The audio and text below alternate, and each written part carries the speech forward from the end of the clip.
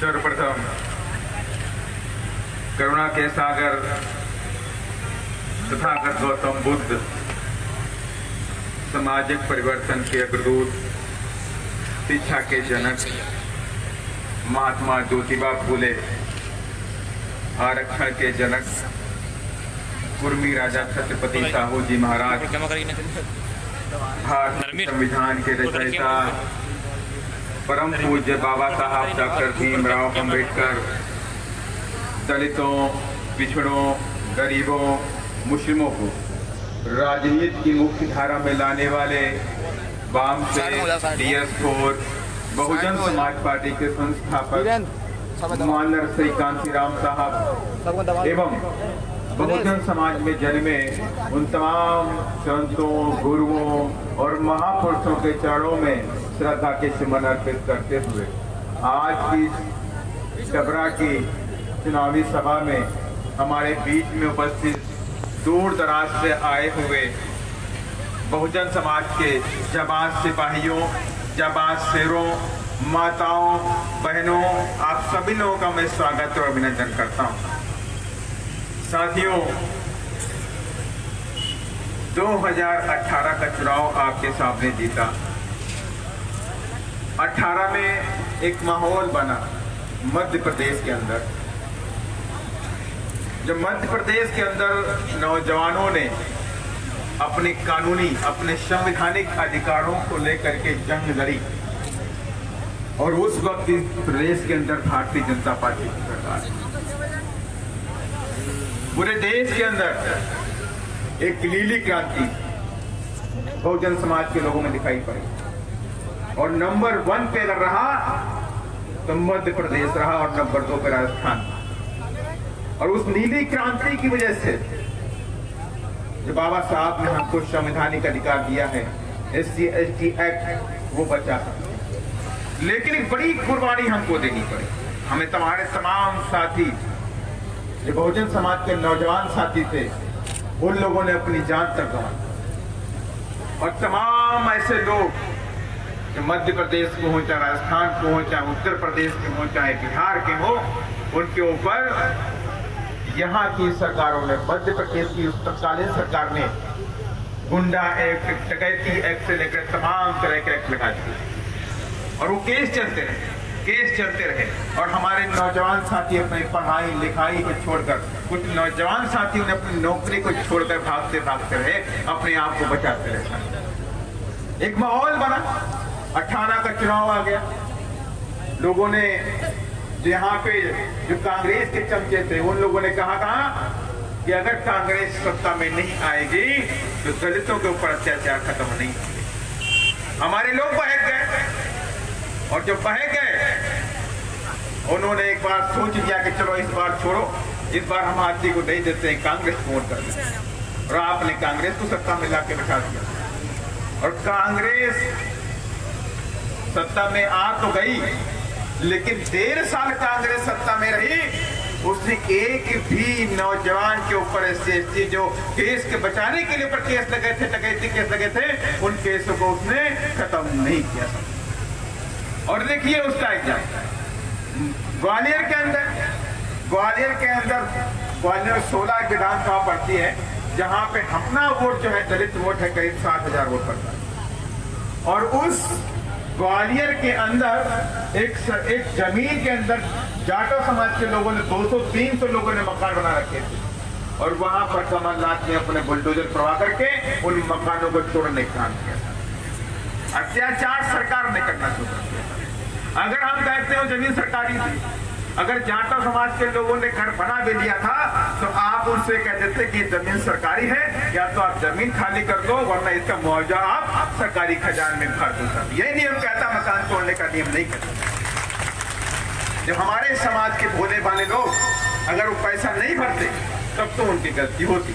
लेकिन कमलनाथ सरकार ने उस वक्त रात के समय बुलडोजर को भेज दिया और वहां पे लोग सामान निकाल नहीं पाए और पूरे के पूरे मकान गिरा दिए। और कई सारी घटनाएं आपके सामने, गुना की घटना भी आपके सामने हुई, शिवपुरी में घटना आपके सामने हुई, यहाँ तक कि सतना के अंदर, रीवा के अंदर कई सारी घटनाएं कांग्रेस सरकार में होती रही। लेकिन बात तो यही आती है कि आप सब लोगों ने तो वोट किया, सरकार भी बना ली, तो अत्याचार क्यों कम नहीं हुआ? अब अत्याचार तो कम नहीं होगा, क्योंकि आपने सत्ता तो उनके हाथों में दे दी है जो आप पर अत्याचार करना चाहते हैं। लेकिन साथियों, ये कुदरत की देन है, वो ताकतें यहाँ पर सरकार आने पाए, इसीलिए हम कांग्रेस को बाहर से समर्थन दे रहे हैं, बिना शब्द दे रहे हैं। लेकिन हमारी एक मांग है कि जो हमारे नौजवान साथी हैं, जिनके ऊपर डकैती के मुकदमे लगाए हैं फर्जी सरकारों ने, वो डकैती के मुकदमे SC एक्ट वाले जो मुकदमे हैं, वो आप उनके ऊपर खत्म करा दीजिए, ये मांग करी हमने। लेकिन वहां की गहलोत सरकार, कांग्रेस की सरकार ने बहुजन समाज पार्टी के बहुजन समाज की पीठ पे छुरा भोंकने का काम किया और बहुजन समाज के 6 विधायकों को तोड़ के चले गए। सर, ये वैसे ही काम करते रहते हैं। जब बाबा साहब थे तो बाबा साहब के समय भी इन्होंने बाबा साहब के हर एक कदम पे रोड़ा अटकाया था, हर एक कदम को उनको बढ़ने नहीं दिया था। 1953-54 का जब पार्लियामेंट का चुनाव बाबा साहब लड़े, तो बाबा साहब की इच्छा थी कि मैं चुनाव जीत जाऊं और पार्लियामेंट के अंदर पहुंचूं तो अपने भोले भाले समाज के हक और हकूक की बात रखूंगा। लेकिन कांग्रेस जरी हुई थी।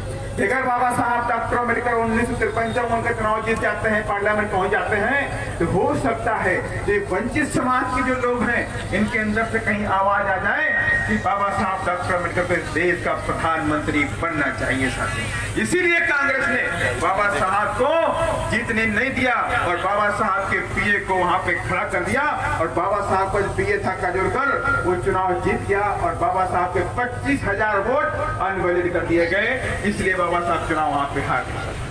ये दुख है साथियों, पीड़ा है हम लोगों के अंदर साथियों, कि अगर हम लोग आज नहीं जीते, हमारे महापुरुषों ने संघर्ष किया। अभी कह रहे संतोष गौड़ जी कह रहे कि अगर हमें महापुरुषों की देन है कि आप यहाँ कुर्सियों पर बैठे हुए हैं, और ये महापुरुषों की देन है कि हमारे समाज के लोग यहाँ नेता बनकर और मुझ जैसा जाटों का बेटा इस देश की उच्च पंचायत में बैठकर ताजा करके, इस देन बाबा साहब की, देन महाराज कांशीराम साहब की है और देन बहन जी की साथी है, किसी और पार्टी ने नहीं साथियों किया। कल आप सबने टीवी देखा होगा, पूरे दिन घटनाक्रम आप देखते रहे होंगे साथियों। ये एक जाटों का बेटा अगर वहां पहुंचना चाहता है, माने बहन जी चाहती है कि दलित के बेटों को हम उच्च पंचायत में बैठा दें, तो उसके लिए दोनों पार्टियां लग जाती हैं कि किसी ना किसी तरीके से इस दलित के बेटे को रोक लो, इस दलित का बेटा ऊपर ना पहुंचने पाए। कांग्रेस ने साजिश करी साथी, सपा ने साजिश करी साथी, वहां पर इन सारी पार्टियों ने साजिश करी, मेरे खिलाफ साजिश करते रहे। लेकिन साथियों, जब ऊपर वाला जो कुदरत हमारे जो महापुरुष है साथियों, जब महापुरुषों का आशीर्वाद है और भाई जी का आशीर्वाद है, तो दुनिया की कोई ताकत रोक नहीं सकती साथी। ये ताकत है हमारे महापुरुषों में साथियों। इसलिए मैं साथियों आप सबसे कहना चाहता हूँ, मेरी तबीयत खराब है, तब भी मैं आपके बीच में इधर आया, रात में इधर आ गया, फिर हम आ जाते हैं, कम से कम आप लोगों से रूबरू हो लेंगे, लंबी बात नहीं करेंगे, लेकिन एक बात थी, एक दिल की तमन्ना थी कि आप लोगों से हम मिले आकर के। लेकिन हम आपसे इतना रिक्वेस्ट जरूर करते हैं कि हमने जो टिकट दिए हैं कोई धन्ना से तो नहीं दिया। एक तरफ तो वो प्रत्याशी है जो 35 करोड़ रुपया लेके गटकार गया है कि नहीं है, हम नहीं कह रहे हैं, हम सुनने को मिला भाई कि हमारे पास कोई भी नहीं है। जो मीडिया वालों ने बोला कि आम जनता बोलती है कि बच्चा बच्चा इस देश का बोलता है।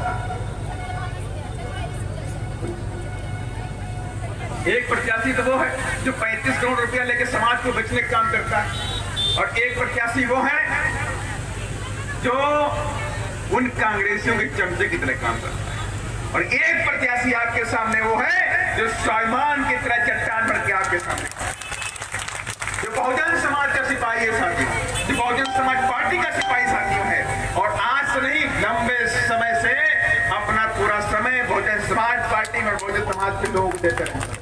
ऐसे गरीब प्रत्याशी को हमने आपके बीच में प्रत्याशी बनाया, माने आप बहन जी ने आशीर्वाद दिया और प्रत्याशी बने साथी।